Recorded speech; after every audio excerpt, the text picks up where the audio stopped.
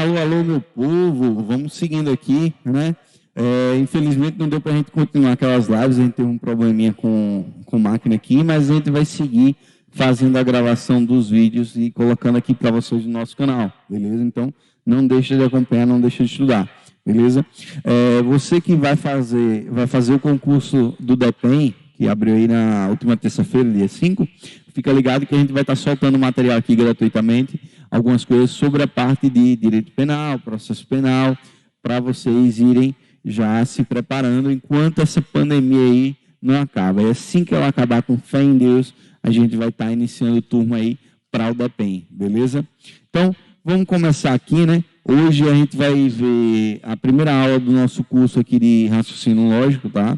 Então, eu separei 3 tópicos para a gente trabalhar rapidinho nessa aula, certo? Se der tempo da gente trabalhar os 3 tópicos aqui, eu vou trabalhar os 3 com vocês, senão eu vou dividir e coloco em um outro vídeo, tá? Mas vamos lá, vamos seguir. Nessa aula 1, eu vou começar bem do comecinho mesmo da lógica, para que vocês consigam entender, quem nunca estudou, né, quais são os princípios elementares e como a gente inicia o estudo da lógica, né? Principalmente a lógica proposicional, que é essa lógica que vem pegando no pé da gente aí nos últimos concursos, tá? Então, vamos seguir aqui. Eu tenho aqui uma situação onde eu posso dividir esses princípios aqui em um triângulo com 3 princípios básicos, tá? Eu tenho o primeiro princípio, certo? O primeiro princípio é o chamado princípio da identidade, certo? Vamos lá. O que é o princípio da identidade? Bem fácil, easy do easy. Vocês vão lembrar o seguinte, que tudo é igual a si mesmo. Então, o que acontece? O que decorre disso? Eu digo que Tiago é igual a Tiago. É um princípio de identidade. Então, como ele é um indivíduo, ele tem que ser igual a ele mesmo, tá? E o que acontece? Isso recorre ao seguinte, se você tem uma situação em que uma sentença, ela é igual, ela é equivalente a outra sentença, esses valores verdade, eles vão repercutir. Como assim? Se eu digo que A é igual a ele mesmo, escrito de outra forma, por exemplo, B, e eu digo que A é verdadeiro, então B também terá que ser verdadeiro. E, consequentemente, o A é igual ao próprio A e o B é igual ao próprio A, tá? Então, o princípio da identidade é isso. É basicamente dizer, ó, tudo é igual a si mesmo, inclusive em valor, tá? Então, o valor repercute. Vamos para o segundo princípio aqui rapidinho, para a gente poder compreender. O segundo princípio é o princípio da não contradição. Ó, anota aí, não contradição. Vou abreviar aqui, mas você já esquematiza aí. Não contradição, tá? Deixa eu ver se dá para ver legal. Vai dar para ver legal. Então, nesse princípio da não contradição que a gente tem aí, ele vai dizer o seguinte para você. Ó, eu tenho essa proposição A. Essa proposição A, ela tem um valor. Essa proposição aqui, ela é verdadeira. Então, se essa proposição é verdadeira, ela não poderá assumir um outro valor que não seja verdadeiro. Ou seja, o que é verdadeiro e o que é falso é falso. Você não pode ter uma sentença que ora seja verdadeira, ora seja falsa. Então, necessariamente ela terá que ser verdadeira ou necessariamente terá que ser somente falsa. Beleza? Então, esse foi o nosso segundo princípio. E vamos para o nosso terceiro princípio, né? Eu vou separar aqui o 3, porque esse princípio é o princípio do terceiro excluído, tá?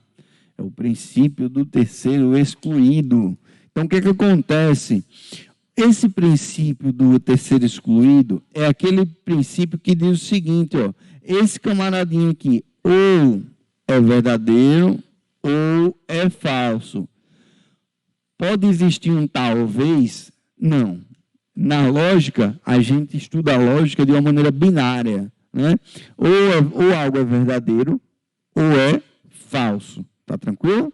Então, printa aí o esquemazinho, já deixa aí esquematizado. Não esquece os 3 pilares da lógica, que são esses aqui.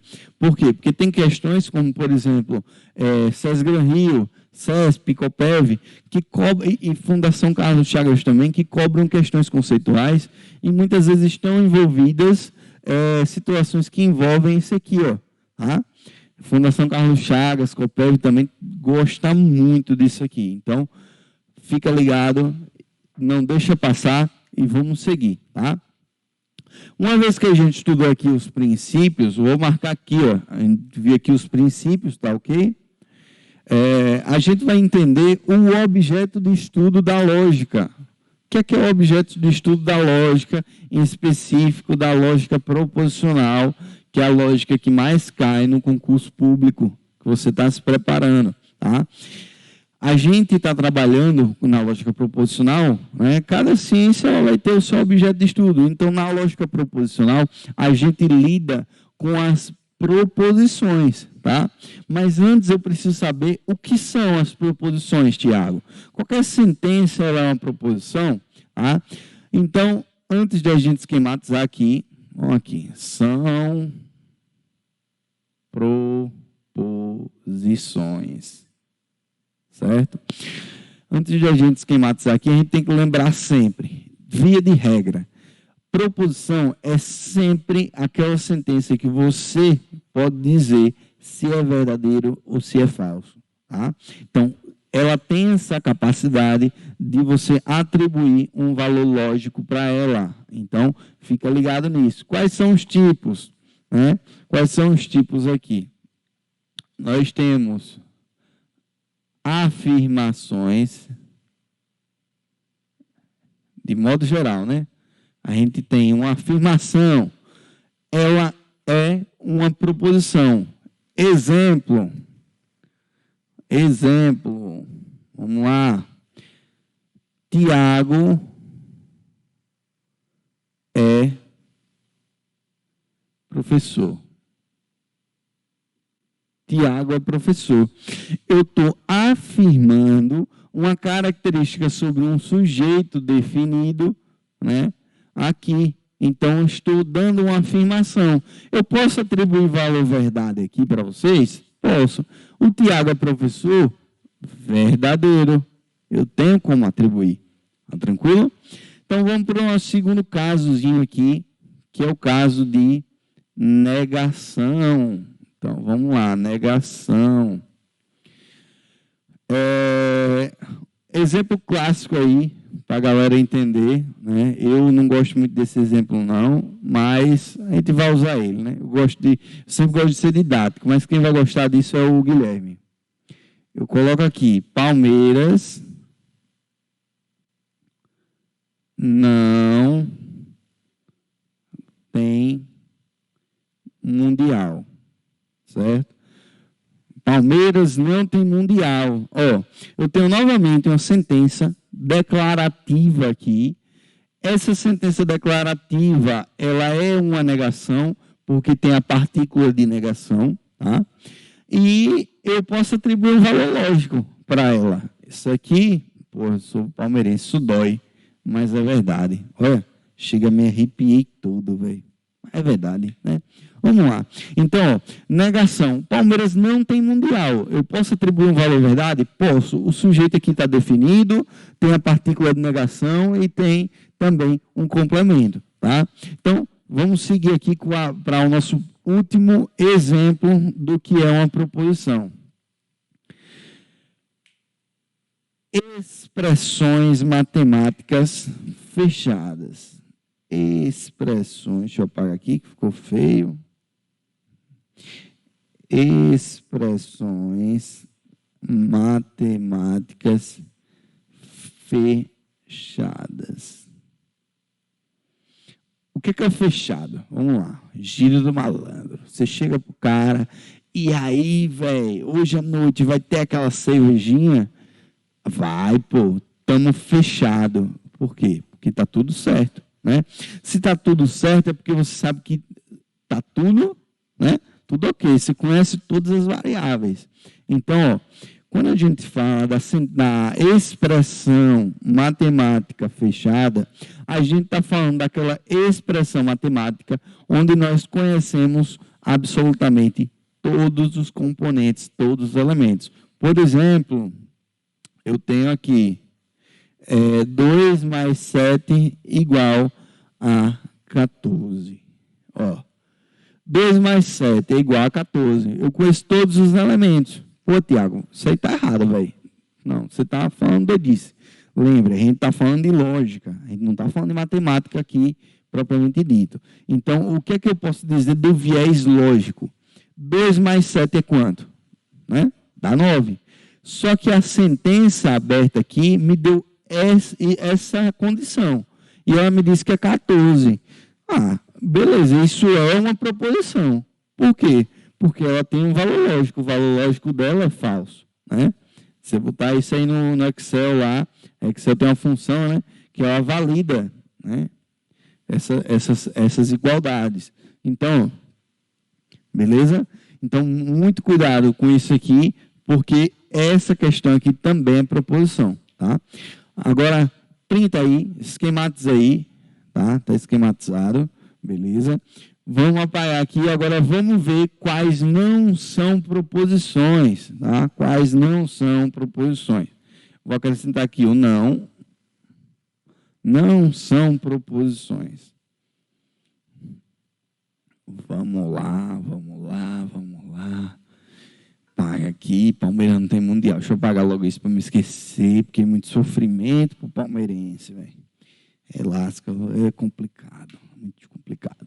Então, vamos entender aqui, no nosso quadrinho, quais são as nossas proposições, quais não são casos onde nós temos proposições. Tá? Primeiro caso aqui são as interrogações. Certo? Perguntas, elas são perguntas, você não tem como atribuir um valor lógico. Ah, Tiago, mas alguém me perguntou se eu tinha 18 anos, e eu respondi que sim. Eu disse beleza, você respondeu uma pergunta, mas você não disse o valor lógico da pergunta, porque ela não é uma sentença declarativa. Tá? Ela não está te dando uma declaração. Ela está te questionando sobre algo, tá? Então, lembra, interrogações, perguntas, elas não vão ser consideradas proposições, tá?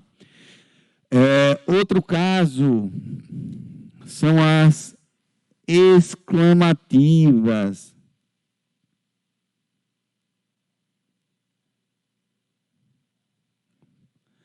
Por exemplo,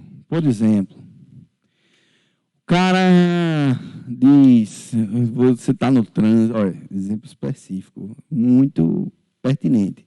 Você está no trânsito, né, e o cara te fecha. E aí você olha assim para a cara do cara e diz, vá visitar Nosso Senhor. Né? Você é educado. A gente é educado. Aqui no curso a gente é educado, né? A gente é educado. Então a gente diz, vá visitar Nosso Senhor. Para não dizer outra coisa, né? Mas o que é que acontece?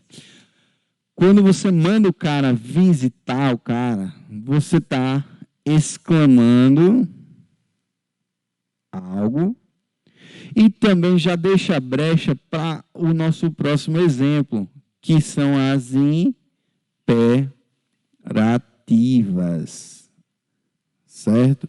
As imperativas, as ordens. Vocês que estão em casa, vocês ficaram em casa aí nessa pandemia, vocês vão saber do que eu estou falando.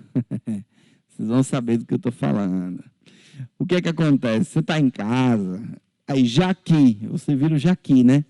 Aí, tipo, a Carla olha para mim e diz, olha, Tiago, já que você não está não está dando aula hoje, tem como lavar os pratos, né? Eu já quis, né? Mas tem alguns casos em que a galera chega assim, sua mãe olha assim e diz: "Ô, fulano, vá lavar os pratos." Ela te deu uma ordem.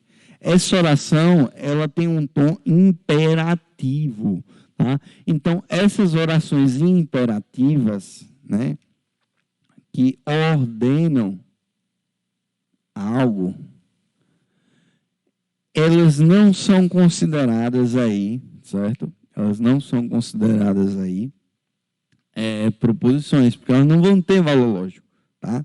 Tá tranquilo? Deixa eu ver aqui.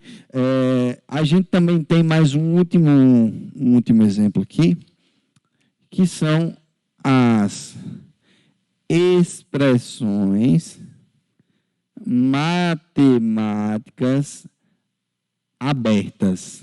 Essas são as abertas.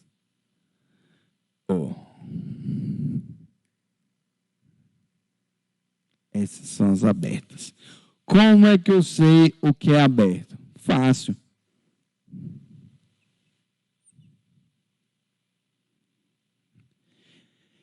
Aí você olha para isso aqui. X mais 8 é igual a 10. Aí você diz: pô, professor, isso aqui é besteira. Claro que é 2. Mas quem te garante? Quem te disse que o X vale 2? Entendeu? Você não conhece o valor de um elemento. Tá? Então, o que é o elemento que está em aberto nessa equação? É o X.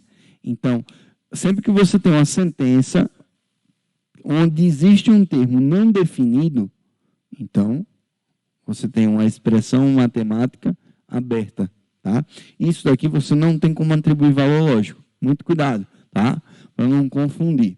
Beleza. A gente já conseguiu entender aqui o que é proposição e o que não é proposição. Tá? Se tiver dúvida, pode deixar aí nos comentários do vídeo. Né? A gente não conseguiu fazer transmissão ao vivo, mas deixa o comentário no vídeo que a gente vai analisando e respondendo. Quem sabe pode até virar um tema de um vídeo específico. Tá?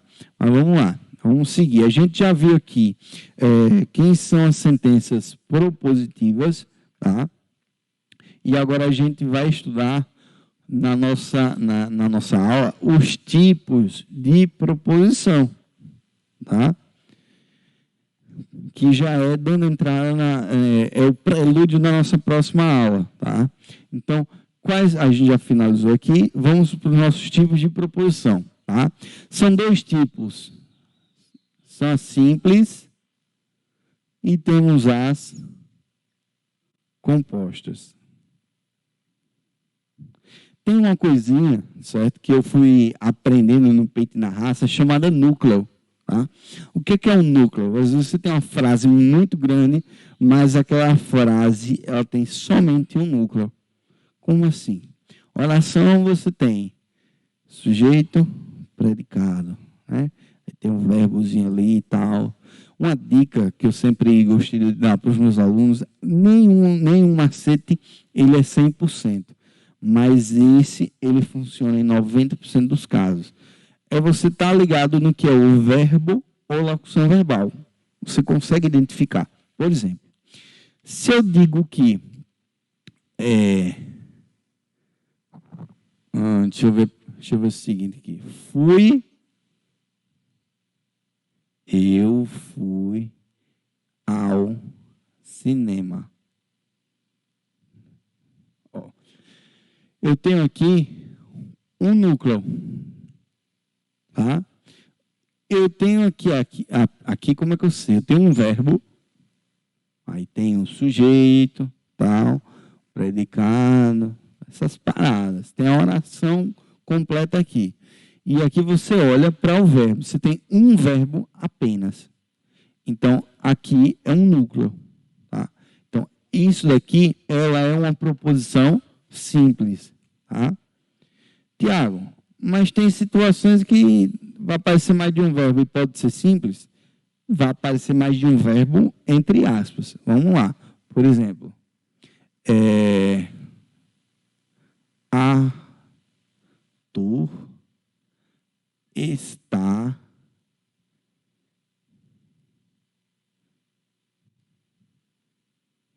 dormindo agora. Então, vamos ver aqui. Arthur, que feio, deixa eu apagar aqui rapidinho. Arthur está dormindo agora. Repare bem, ó. Eu tenho aqui um verbo e tenho outro verbo, mas vocês têm que se ligar ao seguinte. Aqui, ó, eu tenho uma locução verbal, tá? Eu tenho esse verbozinho aqui, que é o verbo principal, e tenho esse outro verbo que está no gerúndio. E aqui eu tenho uma locução verbal, tá? Então, por isso que eu digo, é o verbo ou locução verbal. Eu tenho aqui uma locução verbal que está funcionando como núcleo dessa proposição simples, tá? Então, fica ligado. Vamos para a composta agora. Vamos entender a composta para a gente poder entender aí como é que vai funcionar, tá? Nas proposições compostas, eu tenho que sempre lembrar disso. Eu sempre tenho que lembrar disso. É aquela que tem mais de um núcleo. Cuidado.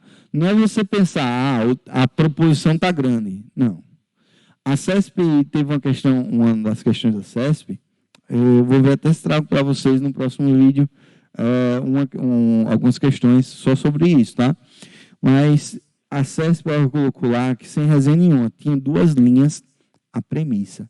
E ela era uma premissa simples, uma proposição simples. Por quê? Porque a gente precisaria estar atento aos núcleos verbais. A gente precisaria estar atento ao que a gente vai ver no nosso próximo vídeo, aos conectivos lógicos, tá? Então, vamos ver aqui rapidinho. Por exemplo, Tiago é professor ou vou dar um abraço aqui para o meu amigo Décio. Décio é advogado. O professor Décio aí já foi professor nosso, está trabalhando agora na Receita Federal, está na Piraca, mas era professor nosso aqui do curso. Mas vamos seguindo aqui. Tiago é professor ou Décio é advogado. Ó, eu tenho aqui, ó, verbo, e eu tenho aqui uma sentença completa em que eu posso me basear. Ó, Tiago é professor. Isso sozinho já tem um sentido. Então, é por isso que aqui eu digo que eu tenho um núcleo e a outra é Décio é advogado. Aqui eu tenho outro núcleo. O que é que eu quero marcar aqui para vocês? Como é que a gente pode observar? Viu? O verbo ser, né, flexionado aqui, conjugado, ele aparece 2 vezes. Tá? Então, como ele apareceu 2 vezes, é bem provável que isso aqui me traga 2 núcleos. Tá? Então, ó, Tiago é professor, Décio é advogado. Eu tenho 2 núcleos, 2 sentenças. Então, eu tenho aqui uma proposição dita composta. E aqui eu tenho algo que liga essas 2 premissas. Então, essas 2 premissas aqui, elas vão ser unidas por um carinha chamado conectivo, tá? Então, é o seguinte, vamos só recapitular.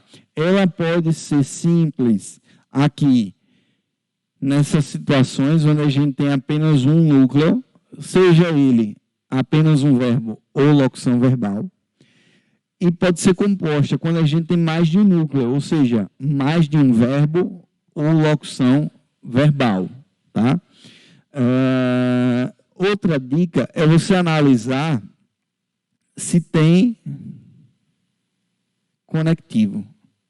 Se tem conectivo, já é um indício suficiente para que essa proposição seja uma proposição dita composta, tá?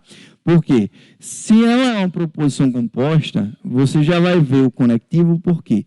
Se há conectivo, é porque há necessidade de se conectar algo. Lembre, uma proposição composta, ela é dita composta porque ela é formada por uma junção, uma conexão de mais de uma proposição simples. Tá? Então, eu tenho duas proposições simples formando uma proposição composta. E essas duas proposições são conectadas por um conectivo lógico. Na lógica proposicional, nós temos 5 conectivos e a gente vai fazer esse estudo dos conectivos posteriormente. Por quê? Porque cada conectivo tem a sua tabela verdade, cada conectivo vai ter a sua regrinha e a sua situação. Então, eu vou dividir os conectivos lógicos em alguns vídeos para que vocês consigam estudar de maneira isolada, cada um deles. Tá? Finalizamos aqui os tipos de proposição, tá? E uma vez que a gente finalizou aqui os tipos de proposição, eu trouxe para vocês aqui uma questãozinha bem tranquila, tá? Deixa eu colocar aqui a questão para vocês no vídeo. Vamos ver. A alternativa que apresenta uma proposição, aí, 2 pontos. Qual o time de futebol preferido de João e Carlos? Tá? Qual o time de futebol preferido de João e Carlos? Na letra B, Paulo e André não são torcedores de futebol. Letra C, Mário, faça um gol aos 3 minutos do primeiro tempo. Letra D, gol. Letra E, um gol fenomenal. Então, vamos lá, vamos começar aqui, fazer o comentário dessa questão. Tá? Temos 5 letrinhas aí, 5 alternativas. A gente só quer saber qual representa uma proposição. Então, vamos ver aqui. Deixa eu fazer a transição da cena. Vamos lá. Deixa eu pegar aqui ela. Primeira coisa. Qual time de futebol preferido de João e Carlos? Observe que aqui a gente tem uma sentença interrogativa. A gente tem uma interrogação. Interrogação, ela não pode ser dita como uma proposição. Tá? Então, por esse motivo, a alternativa A está incorreta. Vamos para a letra B. Paulo e André não são torcedores de futebol. A gente tem aqui uma negação. Negação. A negação ela é uma proposição. Eu posso dizer que é verdadeiro ou que é falso. Então, a alternativa correta aqui vai ser a nossa letra B. A título de curiosidade, eu vou comentar os demais, tá? Mário, faça um gol aos 3 minutos do primeiro tempo. Gente, isso aí, eu acredito que não sei. Repare bem. A gente tem 2 situações aí. A gente tem um misto. A gente tem a exclamativa, que é quando o cara grita Mário, né? O cara está chamando, vocativo, né? Tá? E a gente tem também o faça. O verbo, ele está flexionado de uma maneira que está dando ideia para você de que ele está ordenando algo para Mário. Tá? Então, a gente tem aqui algo no modo imperativo. Imperativo não é proposição. Na letra D, a gente tem apenas alguém gritando gol. Gol, por gol mesmo, é uma exclamativa, que também não é proposição. Um gol fenomenal. Novamente aí, uma exclamativa. Tiago, eu fiquei na dúvida. Ele disse, foi um gol fenomenal. Calma lá. Entre um gol fenomenal e foi um gol fenomenal, tem uma diferença, que é o verbo ser flexionado no pretérito. Tá? Se tem um verbo, isso pode ter um sentido, né? Um sentido lógico, e aí sim será atribuído um valor verdade, verdadeiro, falso. Né? Mas como tem uma exclamativa, não tem verbo, a gente já sabe de cara que isso aqui é uma exclamativa e que não poderá ser uma proposição. Beleza? A gente vai encerrando essa aula por hoje, tá?